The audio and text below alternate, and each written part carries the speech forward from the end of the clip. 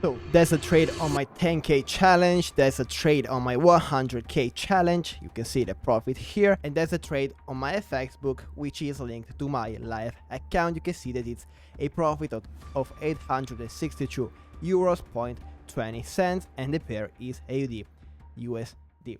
So if you were here just to see the profits, that's it.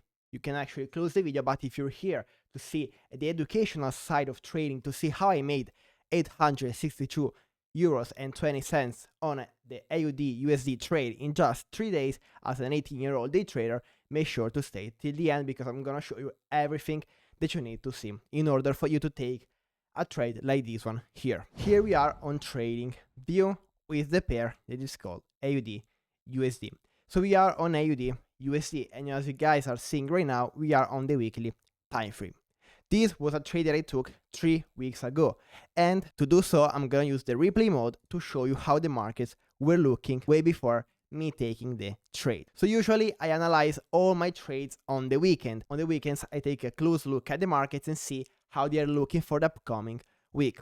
And on the weekly time frame AUD/USD, it was looking like this, in a bearish downtrend, in a big bearish move to the downside, creating a possible lower high to continue creating lower lows and lower highs. So I was expecting that from here it was going to create a lower high to continue creating lower lows and lower highs to follow the bearish structure, to follow the bearish trend. My trading strategy is based on areas of interest and on trend as well. And as you guys see, all these blue boxes that I have here are called areas of interest. An area of interest is a zone the price uses as a resistance or as a support. So it means that price will most likely reject from this zone here. It will most likely head to the downside or to the upside depending on where the price is in a certain moment. Here we can see that price was under this area of interest here, and I was expecting for it to do something like this: retest it, reject it, and go to the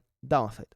And that's exactly what happened, and you're gonna see it later during the video. Another thing is that when I analyze this pair here, price was already rejecting, so a weekly candlestick closed like a rejection, like a doji rejecting this area of interest here and rejecting the round psychological level 0.7, which is just a line that I always put inside of my area of interest, and then I find a round number, in this case here 0.7 followed by a lot of zeros. That's a price where banks and big institutions buy and sell. It's a round number, and banks and big institutions don't buy or sell numbers like 6, 9, 8, 3, 7, but they do that at round numbers. So I already have that the wiki is currently in a nice downtrend. We have a strong area of interest as well, and the previous weekly candlestick closed like a big rejection from the area of interest and from the round psychological as well. Then on the daily time frame we can see that we are bearish, with this one being the lower high and this one being the lower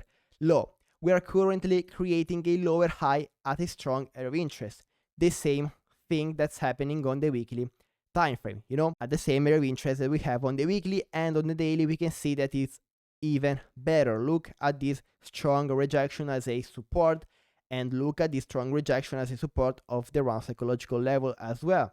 The same thing that happened here. Look at the rejection on the daily time frame. Look how many times it rejected the round psychological level and the area of interest as well.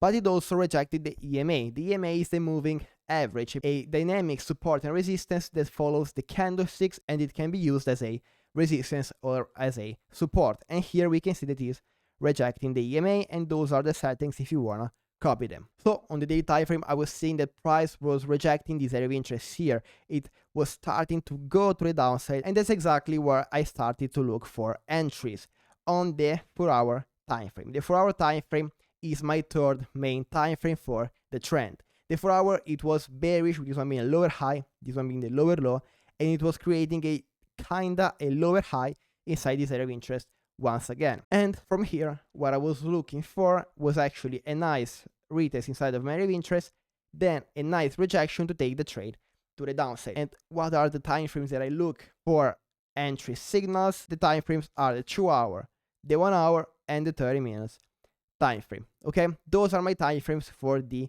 entry signal. So actually let's start this replay mode here, and let's see what happened during the week and when did I enter this trade here. So actually we can see the price actually reached my area of interest like I wanted to. I said that I wanted a further retest inside of my area of interest and a rejection from the run psychological level once again, and let's see if that happened or not. There's a 30 minutes time frame. We can see that it got inside of my area of interest. Look, it went inside the area of interest, guys. It went inside the area of interest. Price rejected the run psychological level, rejected the area of interest. On the daily, price was rejecting the EMA once again. Then, when did I enter? I entered after these 30 minutes shift of structure. So the 30 minutes from being bullish, so from going to the upside, it started going to the downside. It shifted its structure. It turned from being bullish to being bearish.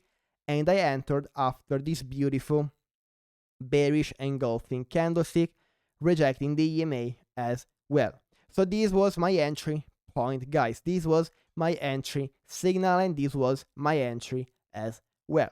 So from this point on, I was in this trade here. The stop loss was above these highs here at 28.1 pips, above these wicks here, above these highs here, because we already rejected them. There's no point for the trade to come back and retest that once again. So I took the trade down here after the closure of the 30 minutes time frame at 4:30 p.m. Italian time. So after I took the trade, what do you have to do when you take a trade? Simply forget the trade and don't worry about it, and let's see what happened in the market. Price actually continued going a little bit inside of my drawdown, and then finally rejected and went to the downside. Here you can see, guys, that I have another minor area of interest, which is this one here. I drew that area of interest there because price could have used it as a support, because here it got used as a support and here once again. So I was expecting some rejection once the price reached this area of interest here, and that's exactly what happened. After this big push here, price used it as a support.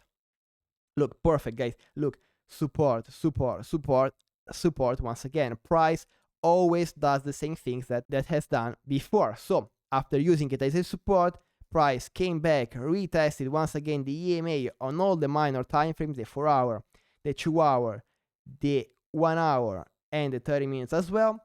After that, it completely went to the downside.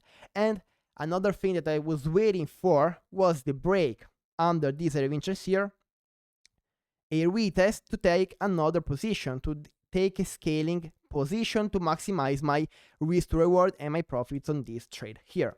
But I didn't end up taking it because price didn't give me a nice rejection. You see, we had the break under this area of interest here, and price didn't give me the whole retest as I wanted to. After this big push here, after the break under this support zone, it was done, guys. So once price broke under this support here, under this nice area of interest and this beautiful, because this is a beautiful head and shoulders pattern, guys, look at it.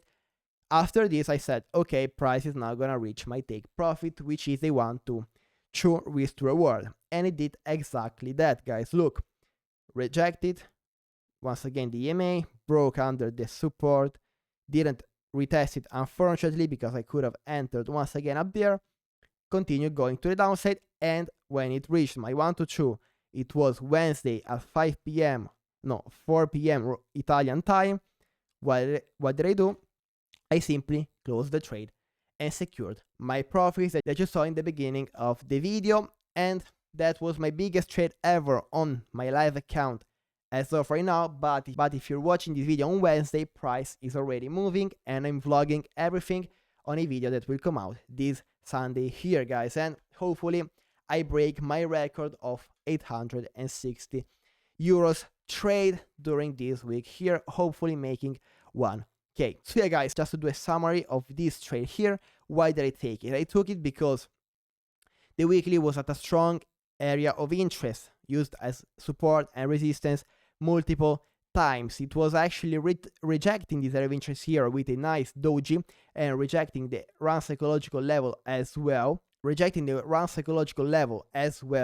The daily time frame has stayed at this area of interest here for a long time, showing that price is creating a consolidation at this area of interest here, meaning that it possibly could retest, could reject it to the downside, and it was rejecting the EMA as well, which I told you guys before that it's a dynamic support and resistance. The 4 hour was bearish as well, rejecting this nice area of interest and rejecting this nice run psychological level.